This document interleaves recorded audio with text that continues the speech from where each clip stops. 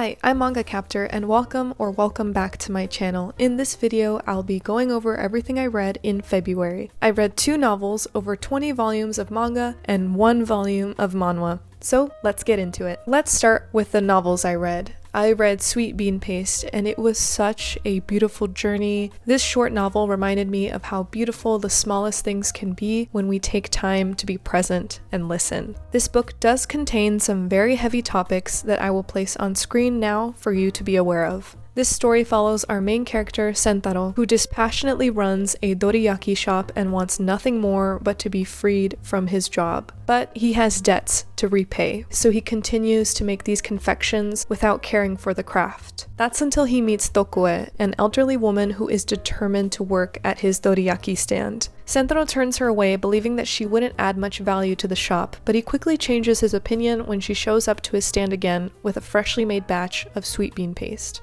She teaches him how to make delicious sweet bean paste, while simultaneously teaching him how much beauty rises to the surface when you take in the world around you. In Tokue's words, "I began to understand that we were born in order to see and listen to the world."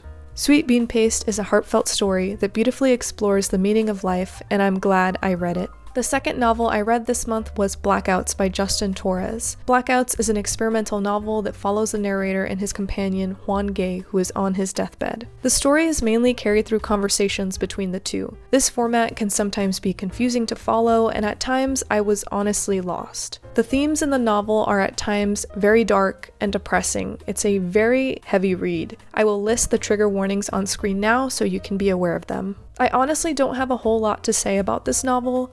I read it, experienced it, and at times felt it was beautiful. At other times, I felt it was heartbreaking, but then it was over and it all left my mind. I was thinking to myself, well, what is the message the author wants me to leave with? And to be honest, I don't know if there's a right answer. It tries to do a lot, and in the end, I didn't take anything from it. So overall, I thought it was just okay. Now moving on to all the manga I read in the month of February. Starting with volume 3 of Daemons of the Shadow Realm. This is a shonen series created by the same mangaka who gave us Full Metal Alchemist. And you guys, she's done it again. This shonen series shows a lot of promise. The story follows 2 twins who are separated at birth, who both wield daemons that harness powerful abilities. They fight to be together again and to reclaim their birthright. Now I know that's a very vague synopsis, but I can't say much else about the series without spoiling it. It's a series that is best experienced blindly. So if you're into shonen and you enjoyed Full Metal Alchemist, this might be a good pick for you. I also read volume 3 of Cat Gamer, which is a fluffy slice-of-life series that follows a gamer and her newly adopted cat. The manga covers some of the funny challenges that come with adopting a kitten as a gamer. And being a gamer myself with 3 cats, I found this very relatable. If you love cats and video games, this series is worth checking out.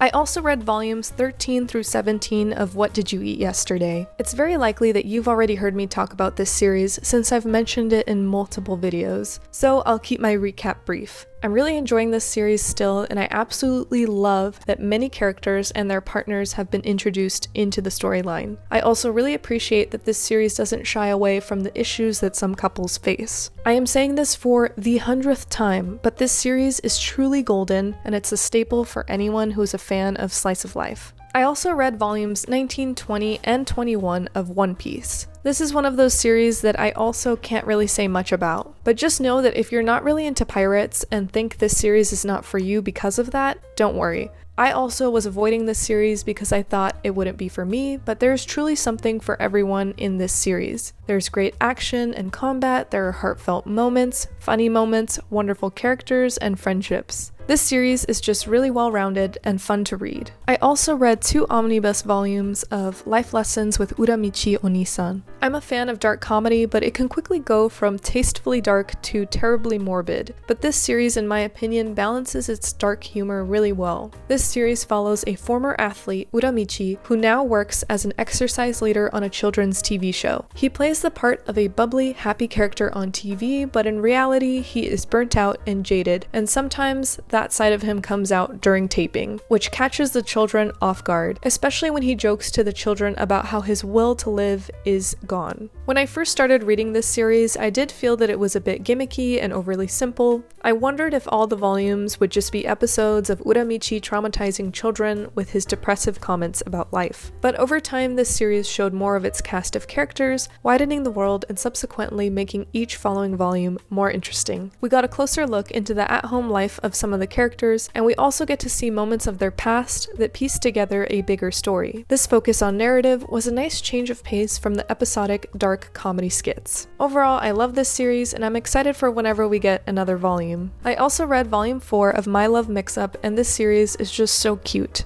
It does such a great job at conveying first loves and how painfully awkward your first dating experience can be. This story follows our main character, Aoki, who has a huge crush on one of his classmates, Mio Hashimoto.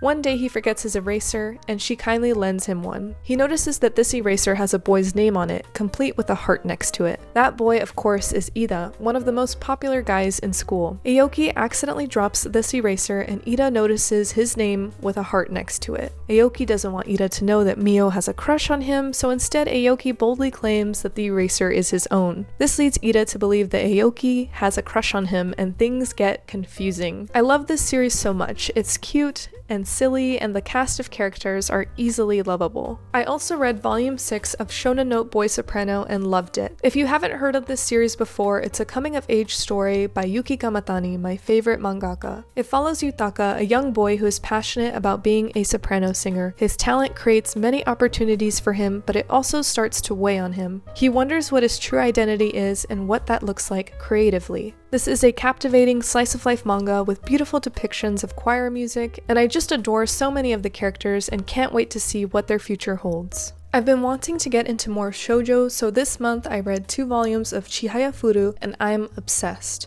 This series follows Chihaya, a young girl who fully supports her sister's dreams of being a model. She is her #1 champion, so much so that Chihaya hasn't given much thought to her own dreams. That is until she meets a new student, Arata, who is passionate about Garuta. Garuta is a Japanese card game. Each deck is made up of poetry cards, half are for reading and the other half are for grabbing. A poem will be said out loud, and the goal is to quickly find the card it corresponds to before your opponents. Arata just so happens to be extremely talented at Garuta, and Chihaya is amazed. She immediately wants to grow her skills and pursue this craft. I'm not far in, but I'm loving the story so far, and I'm looking forward to reading more of it soon. I also read the complete Ocarina of Time series, which is only 2 volumes long. This manga was fast-paced, which makes sense considering how short it is. There aren't enough moments of pause between major events, and it makes the story feel a little awkward and rushed. The best part about this manga is the artwork and getting to read Link's spunky dialogue. Overall, I enjoyed reading this brief series, but it was nothing truly amazing. I read volume 1 of DRCL Midnight Children, and I thought it was okay. The series contains multiple strong trigger warnings, so I'll place them on screen now. I didn't enjoy my time with this volume very much, but I was captivated by the delicate and detailed artwork.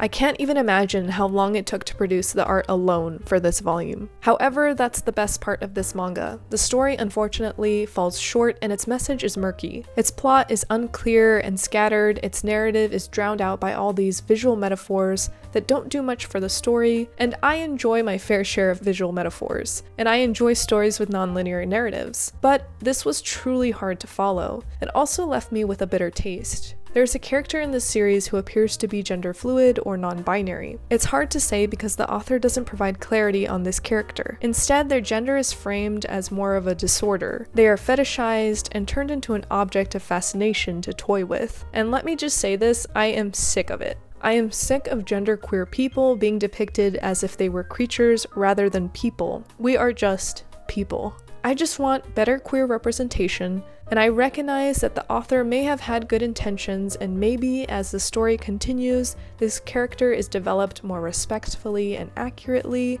but from volume 1 and snippets of other volumes I've seen online, this representation does more harm than good, in my opinion. So, for obvious reasons, I will be dropping this series. I also read volumes 5 through 8 of Something's Wrong With Us, and this series never fails to make my jaw drop. This manga feels a lot like a telenovela, which is the Latin version version of a soap opera. I say that because there are tons of telenovelas out there that revolve around family, betrayal, drama, romance, and crime, and this series checks all of those boxes. This story follows Nao, who learns to create wagashi through her mom's help. Her mom is a live-in employee at a famous confectionery shop, but she is soon accused of murder by her employer. This turns Nao's world upside down, and she's determined to prove her mom's innocence. And how does she plan to do this, you may ask? Well, it's simple, really. She decides to marry into that same family business that accused her mother of murder to get closer to the truth. Yes, this is very much a dramatic,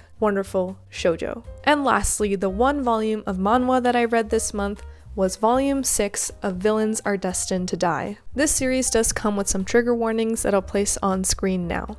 Villains Are Destined to Die is a manhwa series that follows a young college student who gets sucked into an otome game on hard mode. In this otome game, they play as Penelope, the game's villain, which makes it hard to even stay alive. But not only do they have to survive, they also have to somehow raise the affection meters of their love interests, who don't even respect her to begin with. So naturally, she decides to embody a strong and independent attitude to survive this outrageous game. I'm loving this story, and I'm delightfully surprised by how much world building is going on. Also, the artwork is just amazing in this series. The character designs are lovely, the colors are beautiful, it's just pure eye candy. And that concludes everything I read in the month of February. If you watched until the end, thank you so much. Go ahead and give this video a like if you liked it, and if you want to watch more content like this, go ahead and subscribe. I post a new video each week, either about manga, reading, video games, etc., etc. And with that, I'll see you in the next one. Bye bye!